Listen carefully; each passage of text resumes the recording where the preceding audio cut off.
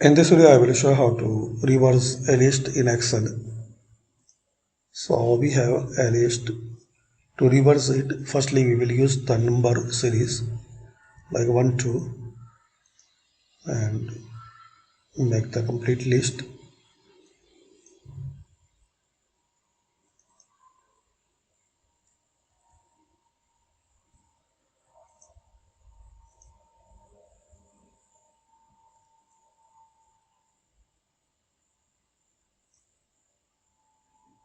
Now select both. Now right click and sort and select custom sort.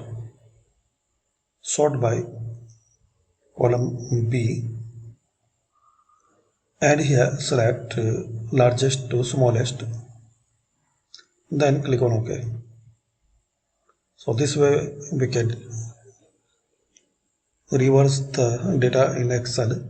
Now if you don't need this number column, so delete it like this.